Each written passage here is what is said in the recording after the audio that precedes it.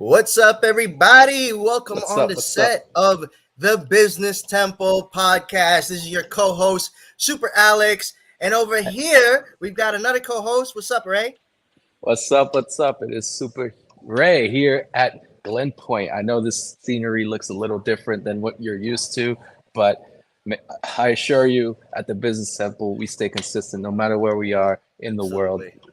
Nothing could keep us apart from each other and from you guys. So Oh, I'm that so is so sweet. excited to be hosting the Business Temple today, and we have a great show for you. But before we get things started, Alex, you want to kick them off with the intro? You want to get them energized? Let's get them Absolutely, hyped. absolutely. Let's play them in, yo. You know how it is in the Business Temple. We always bring the energy and the showmanship in. This is what separates this show from everyone else. And come in, hop on, stay consistent with us. Guarantee you will be hyped up for your weekend. We are here every single Saturday, live on YouTube, 9 a.m. PT, 12 p.m. ET. And like what Ray said, it's a little bit different today. As you can see, I'm also wearing something beyond my usual color. And Ray, you out there? Oh my God. We're just doing it. We out here this Saturday, and let's start it right, shall we? What Let's we're get gonna this started. talk about today is a very particular philosophy that actually I've been wanting to cover for quite a while now. I was actually inspired by someone who talked to me about Wabi-sabi. And Mm, this person, she's actually a sculptor. She does a lot of pottery and all wow. that. And then so she goes to a sculpting studio, and there's this book in the table there, Wabi Sabi, and I was like, hey, what's that? And I started doing research about it. I'm like, I want to bring Wabi Sabi to the Business Temple. There it is, Wabi Sabi. Today's episode, embracing imperfection. Now, this is definitely, you would think of it as a personal development thing, but we're going to relate this to entrepreneurship. There's a Mhm. lot of ways Wabi Sabi can take effects and impact in your entrepreneurial journey. But first, subscribe to us, follow us, smash that bell button on YouTube, get all the updates for the Business Temple. Hop on our IG as well at the.business.temple. Oh, And of course, thank you for all of the support every single weekend. Now we ready.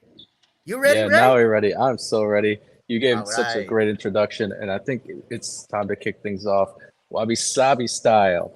You know how we do, because that's how we do things here sometimes. Wow, which is going with the flow. Wabi Sabi. Now we Mm-hmm. got a bunch of Japanese philosophies in our arsenals for all the entrepreneurs out there. And Wabi Sabi is we're living the Wabi Sabi life too, Oh, in a yeah. way. Yeah. In not even understanding that we are doing it, because here at the Business Temple, we know we're not perfect. I That's don't right. think perfection is something that should be in everybody's mind at all times, because that's what develops that anxiety. That's where all that insecurity comes from trying to be perfect all the time. And for all you entrepreneurs out there, remember, chasing imperfection, for me, bottom line is impossible. You're always going to be behind someone else, and that's okay, because what we're going to talk about is that beauty of imperfection. And just like the natural state, when you go outside, you see the trees, you see the wilderness.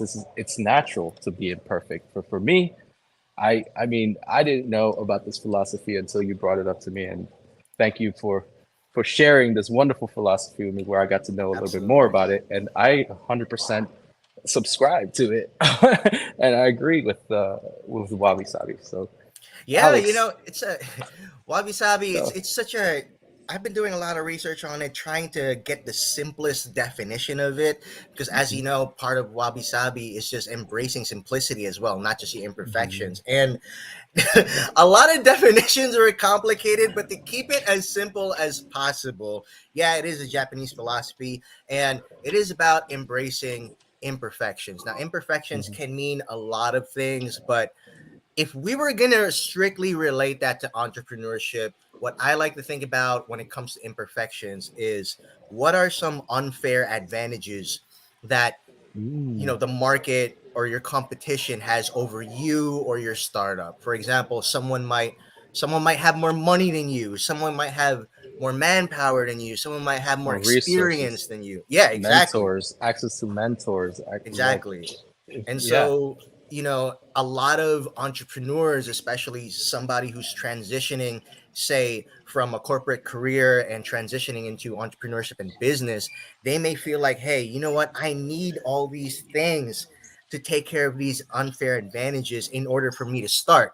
Well, we're going to tell Mhm. you now part of Wabi-sabi philosophy, embracing those imperfections or those unfair advantages can actually turn to your benefit, right? Mm, So I want to share a little bit of a why don't we share a little bit of a perfection journey? I know I've been in that stage, or sometimes I'm still in that stage where, you know what, I just can't do anything or execute something unless I make it perfect. So in some ways it's like a double-edged sword for me, perfectionism. I'm not sure how you're going to define perfectionism and how you overcame that hurdle, Ray, but for me it's a double-edged sword because on one side it's a driver for me to like do the best that I possibly can, mhm. but then on the other side of that blade it's like, damn bro, like what you said earlier, it's just chasing that perfection is it's really impossible.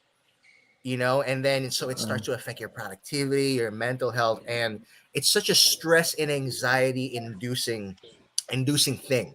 And I have been in that situation many times, still find myself in that situation sometimes now. But before it was hard because when I was starting out as an entrepreneur over 7 years ago, I just wanted everything to go right. And that was the wrong mindset, really, or the wrong attitude, because as people will know, if you're an entrepreneur, Murphy's Law, Yeah. something that can go wrong will Go go girl. wrong.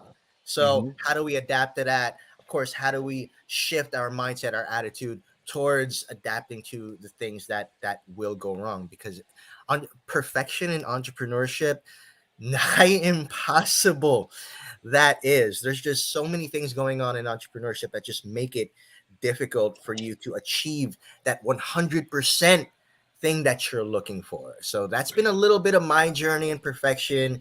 How about you, Ray? I know in there might have been some times where I remember saying, yeah, I'm a little bit of a perfectionist myself. Maybe we can explore a little bit about that about you. I mean, I'm 100% in all in that camp where I used to believe that perfection is the only level of achievement that you have to attain it or reach or set that as a goal. But I would tell you this: I think I've had more issues trying to be at that perfect level than I had trying to make things just in a way where it's functional and ready to go and push out there. I think perfectionism actually held me back in most ways because That's while I interesting. was focused on achieving this perfect goal, I and ultimately never achieve it because when you think about what are things that you've completed up to 100% in your life, like what are things that you've gone and completed all the way through a video game? Could it be a video game or something like that? Sometimes, or even having that notion,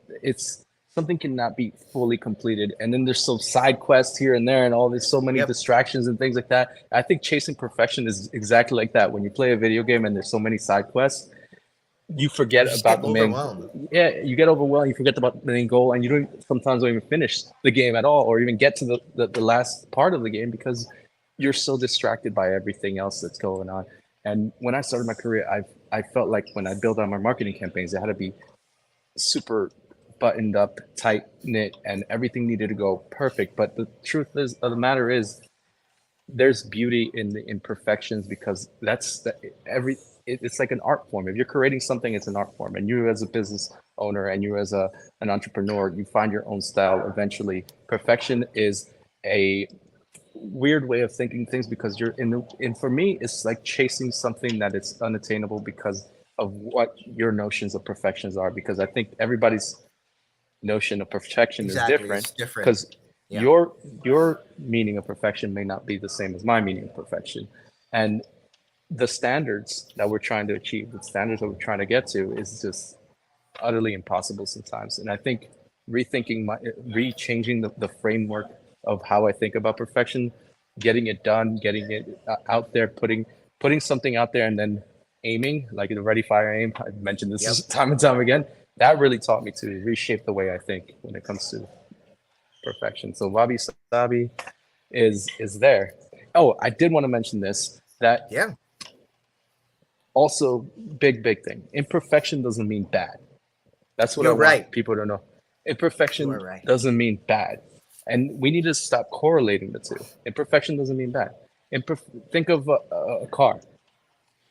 Would you could buy a brand new car, runs perfectly, everything is great, but it will cost you 20,000 or 10,000 Mhm. above market value. But if you buy a used car that runs is just as good, only has a couple of miles on there, you're saving yourself money. The car still works, That's a it's good getting you example. from A to B. But would you buy a broken down car? This broken down car is really messed up and imperfect, is bad, but this middle ground, and I think that's what we're trying to strive and tell you, that imperfection doesn't mean unusable or bad. It just means, hey, there's a little nick and a little miles on it, but it's still fine. It works It well and it works. still runs, gets you from It A to does the B. job.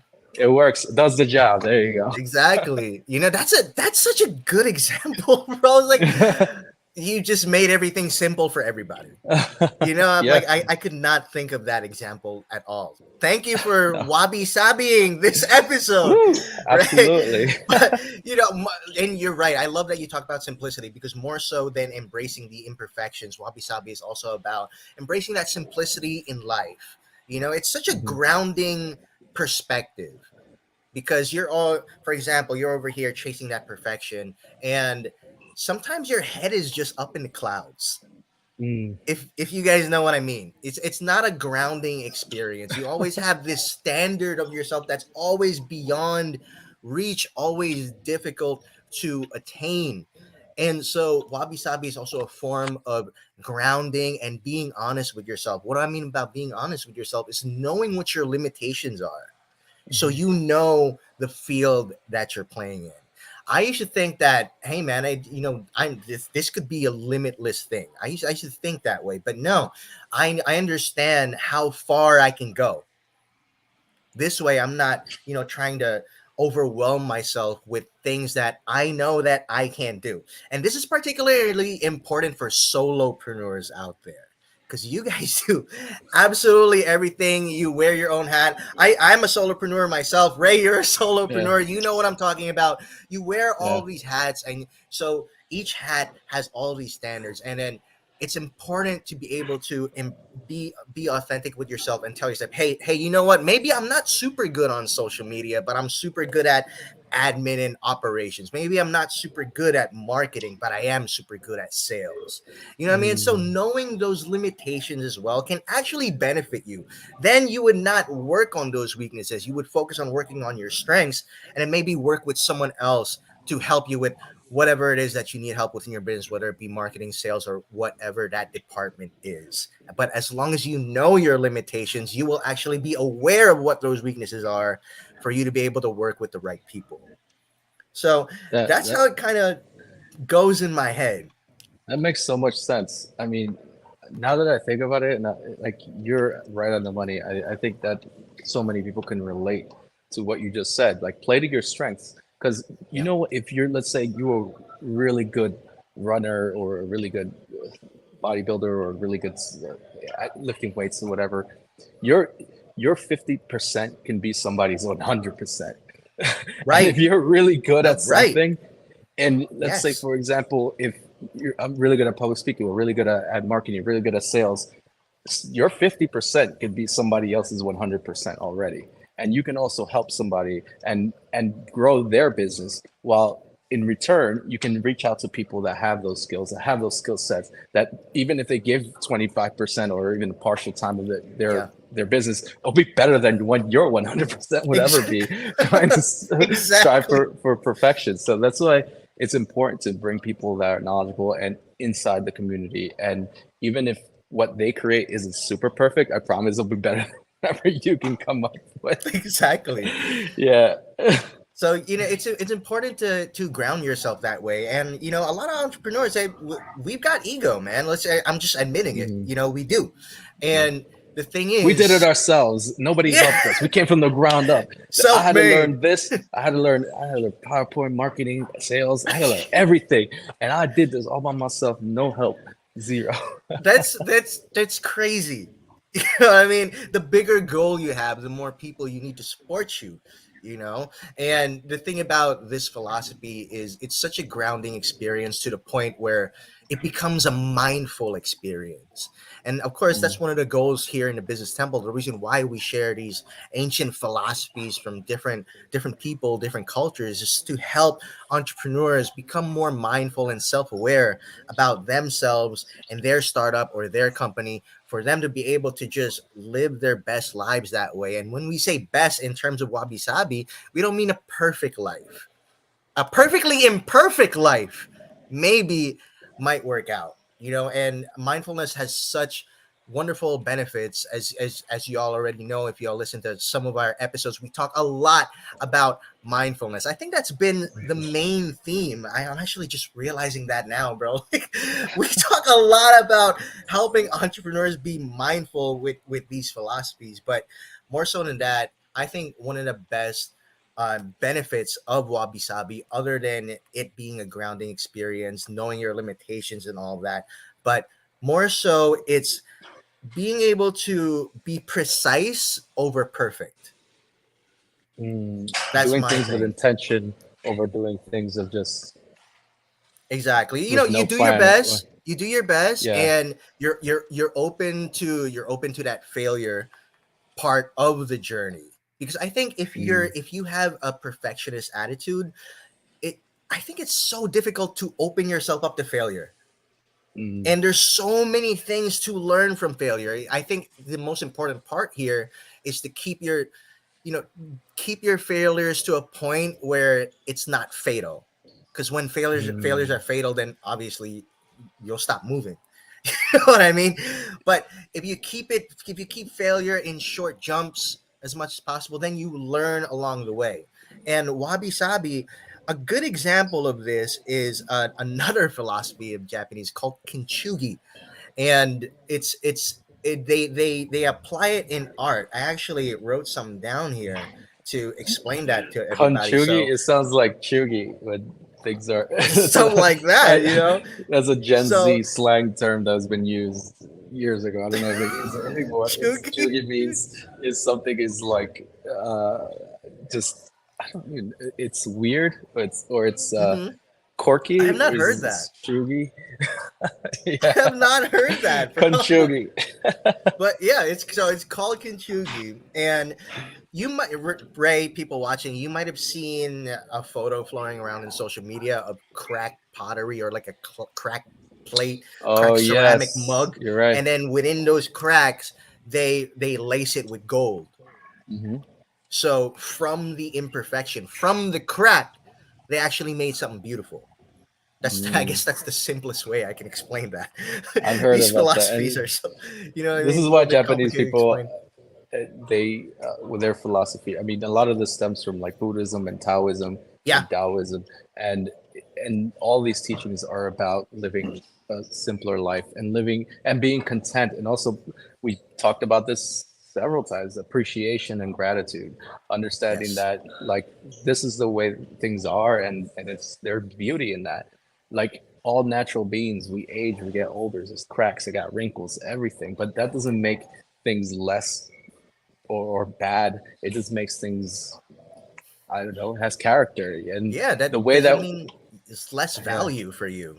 exactly. And then I feel like in the way that we show our appreciation for something, it's within those imperfections, to be honest. Because nobody, honestly, I don't think I've ever wanted or heard a story about someone having like a silver spoon in the mouth, being a great business Yeah. person. Like nobody wants to hear that. We understand that there's ebbs and flows and trials and tribulations when it comes to being a business owner. Not everything can go perfect, and not everything's gonna be Right. perfect.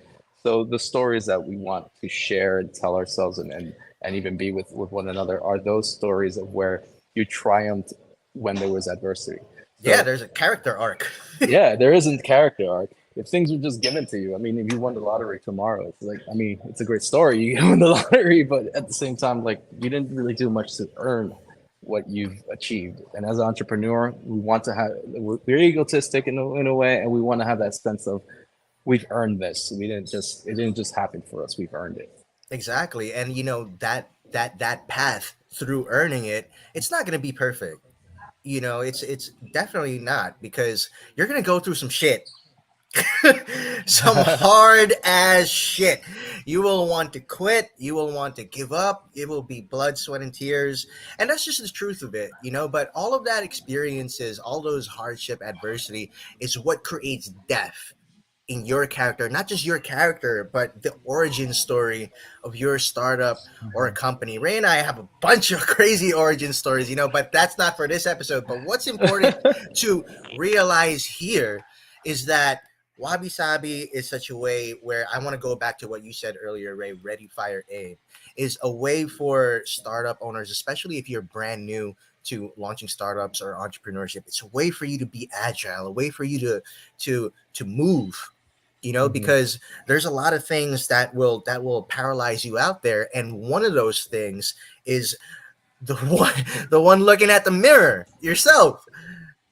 So those you being one of the main obstacles, you being in your own way, Wabi Sabi will help you kind of like push you aside, like, hey, you know what, this thing doesn't need to be 100%. Okay, it's working capacity 75% right now. Let's try that.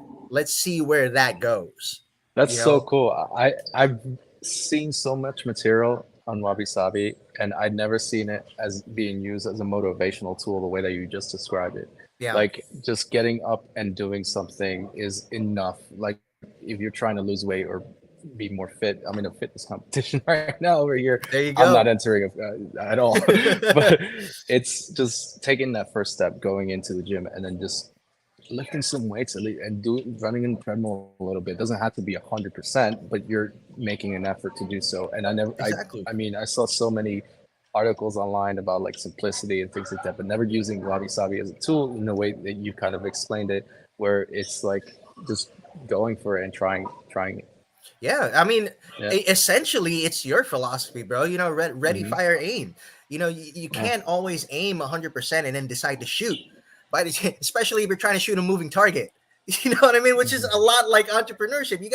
You're always on the move. Your target is always on the move, and so you gotta learn how to you gotta learn how to fire short bursts.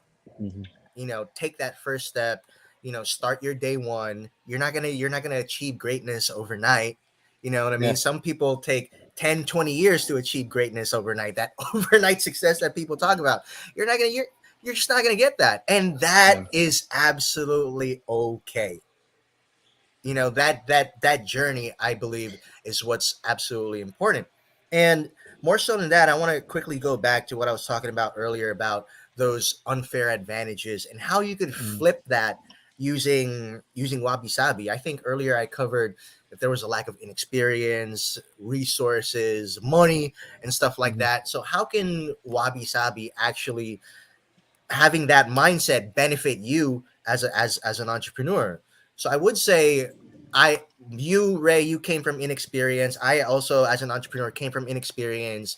Ray and I, were not silver spoons. We we do not have all the resources in the world to make something work, but we do make it work.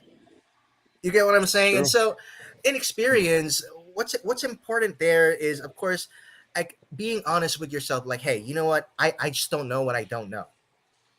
And the humility that comes after that will help you become a sponge to help you learn better, learn faster. You don't have ego in the way of learning. And so inexperience, And I think find it about it, that can be a good thing. yeah, yeah, I find that that's so true in any regard where if you come into a situation with a blank slate, ready to Hmm. learn, let's say for example, you paid to go to a business retreat and you've come with preconceived notions, you come with this idea of how you think things should be, and then all of a sudden you learn something new, you will be less receptive to what you're learning because of what you just came in with that kind of mentality. So if you take away all of that, you start with a clean slate. Sometimes that's what you have to do. think about what is it that I'm doing wrong, and take pieces of what you've been doing right, Yeah, and then mesh that together, and then you'll finally have the product that you've been seeking for, which is that self-fulfillment, that greatness, that company that you always dreamed of.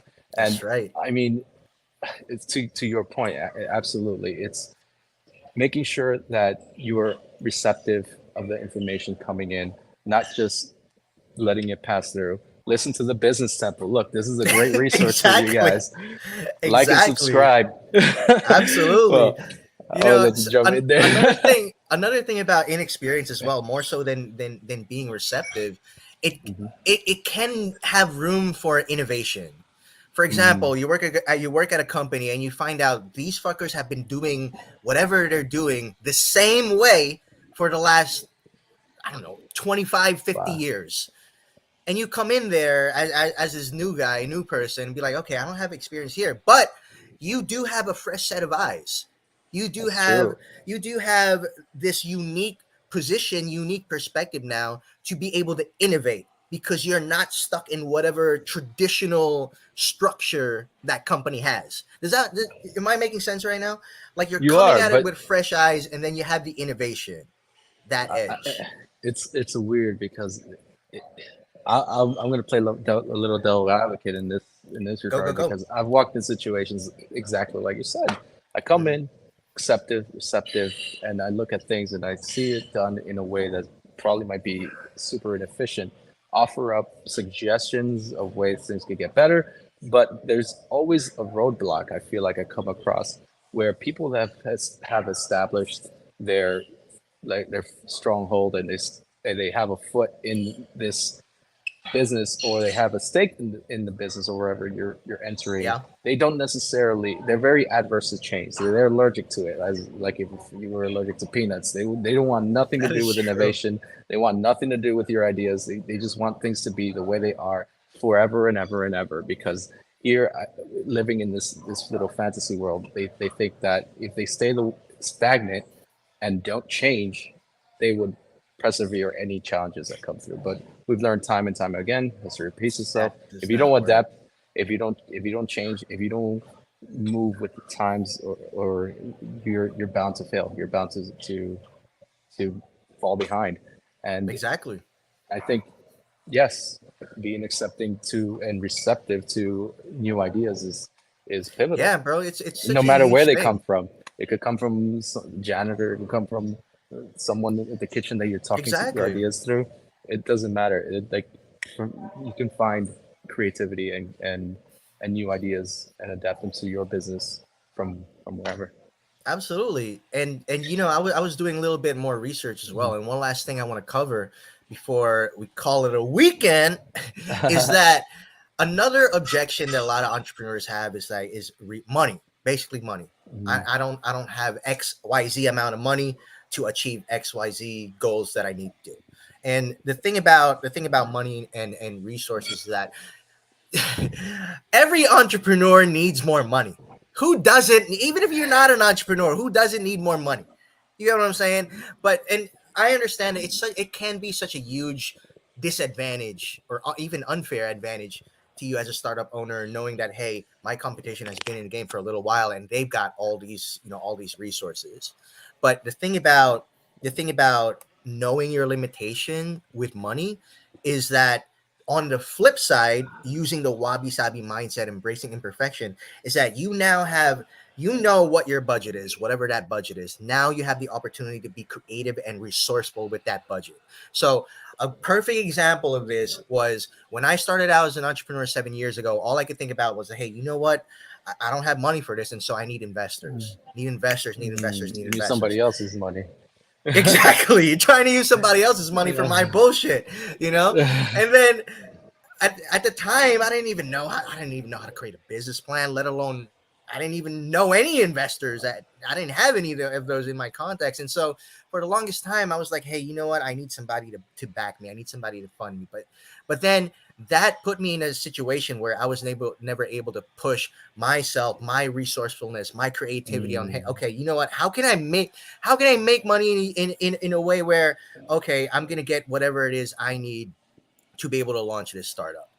and not wait for a fucking opportunity to fall down my lap, an angel investor to fall down my lap, which never did, by the way, never ever did.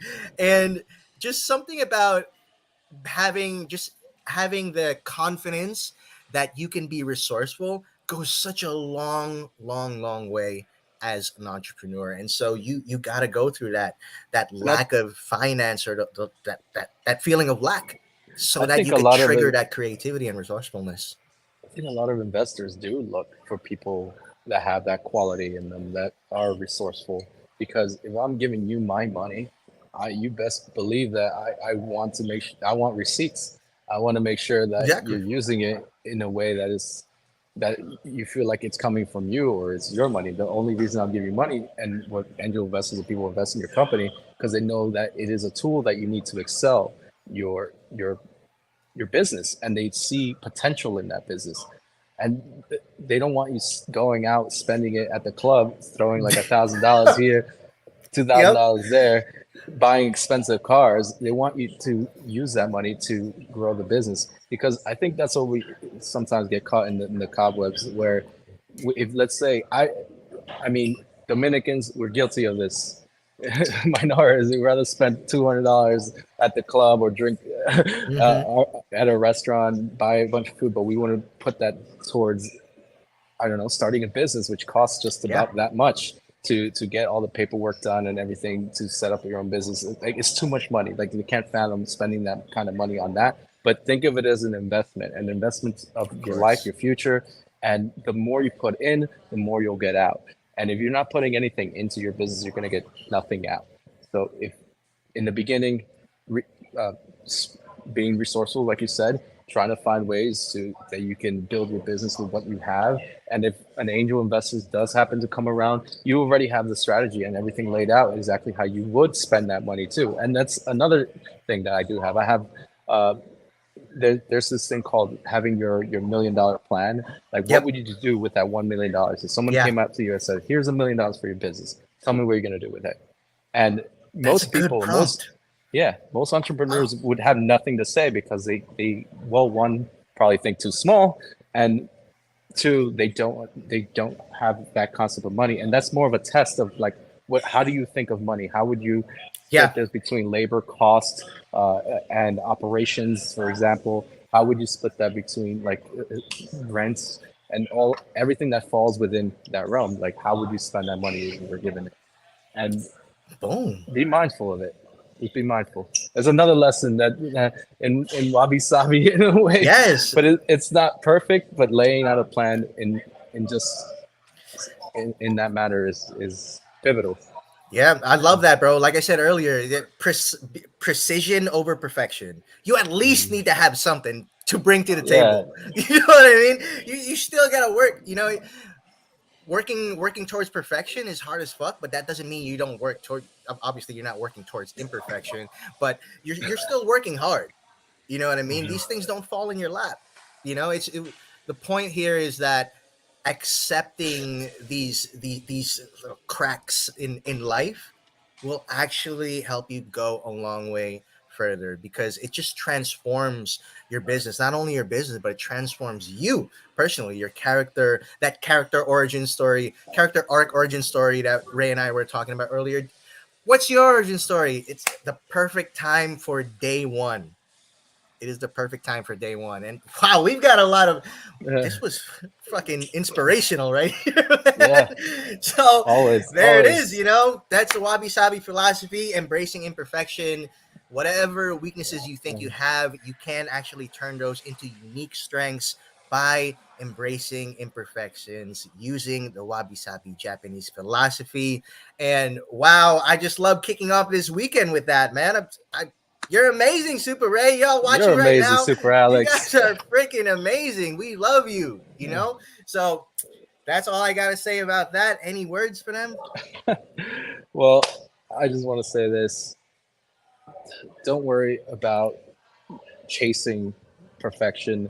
We are inundated constantly by advertising, Instagram, Facebook, TikTok, all these different media channels that tell us this is how you have to look, this is how you have to be. And even when it comes to entrepreneurship, it's the same thing. We fantasize and we aggrandize these people like what, I don't know, Grant Cardone or something that who has millions of dollars because of, let's say, his stature, and we fantasize like, oh, I can be him, I could be that one day, but not understanding that you can only be you.